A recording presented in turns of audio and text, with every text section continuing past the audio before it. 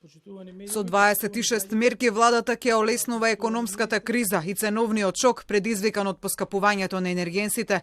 Пакетот мерки предвидува 0 ДДВ за лебот, шеќерот, брашното тип 400, зетинот од сончулит, трајното млеко, свежото месо, оризот и јајцата. Останува и замрзнатата маржа за основните производи, освен за овошјето и зеленчукот, за кој оваа мерка која стапи на сила на 1 март се укинува. Предвидуваме субвенции, односно ваучери за најранливите категории на граѓани за основни производи за исхрана.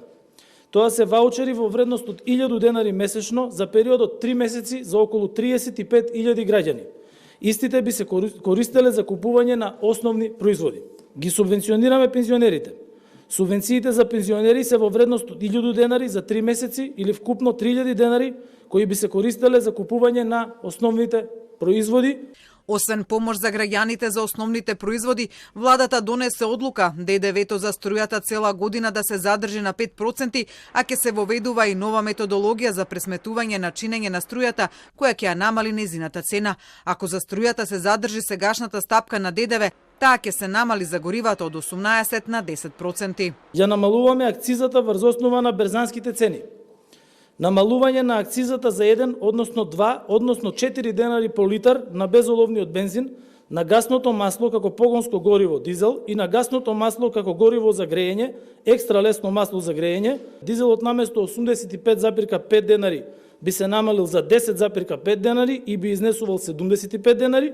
Бензин наместо 91,5 денари би се намалил околу 11,5 денари и би изнесувал 80 денари. Сепак граѓаните за намалувањето на ДДВ-то и акцизите за да поевтинат храната и горивата ќе почекаат тие да бидат усвоени како законски измени во собранието. Државата за намалување на економската криза ги укина и царинските давачки за увозот на основните прехранбени производи од сите земји, а од ДДВ го ослободи увозот на природен газ како електричната и топлинската енергија. Сет мерки се донесени за помош на стопанството во вид на кредитни линии и субвенции.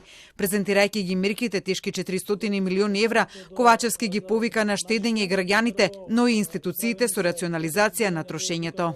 И тука јас само не би се ограничил на намалување на трошоците за користење на службени возила, туку намалување на трошоци за репрезентација, намалување на трошоци за службени патувања и други трошоци без кои што се може во услови на ваква голема светска економска криза. Владините представници денеска на пресконференцијата уверуваат дека буџетот е ликвиден и стабилен и може да ги издржи мерките, а и дека државата има доволно стокови резерви на жито, храна, гориво и енергенси за да може да се справи со економската криза.